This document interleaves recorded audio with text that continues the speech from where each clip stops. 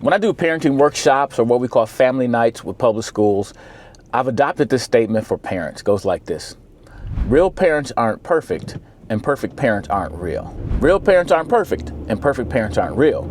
And I think that applies to all of us, and especially when it comes to being a human being, because no one's perfect.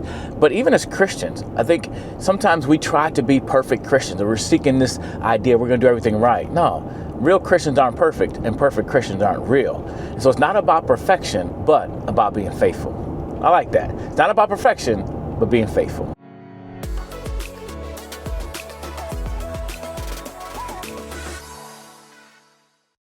I'm Mr. Brown. This is the thought of the day.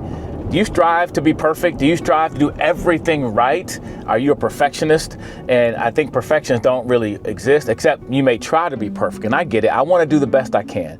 But I think at the end of the day, it's about being faithful to what God has given us.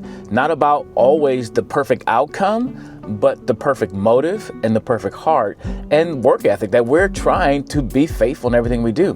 Think about the story, the parable of talents Jesus told in Matthew, where he talked about this master, this manager or master of money. He gave all of these people money to manage for him. One he gave 5 talents, one he gave 2, and one he gave 1. I think that's what it says in Matthew.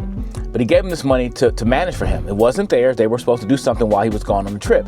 Well, he came back to settle accounts with them, and one who had 5 doubled it with 5. The one that had 2 doubled it with 2. The one that had 1, he said this: I knew you were a hard man, reaping when you haven't sown. And so I was afraid, so I took your 1 talent and buried it. Here's your 1 talent.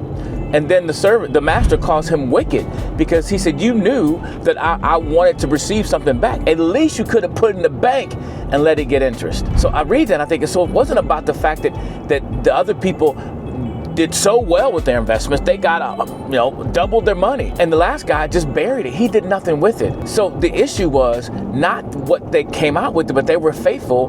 They did something with what they were left in charge of.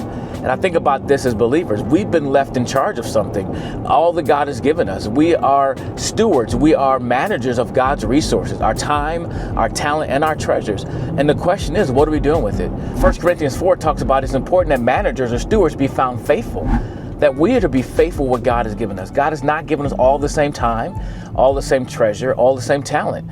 God's not given us all the same things. But what he's given to us, he's entrusted to us, and we should be faithful in what we do with it. So it's not about perfection, but faithfulness. So think about that when it comes to the things that God has blessed you with or given you to use. Because at the end of the day, we don't own anything.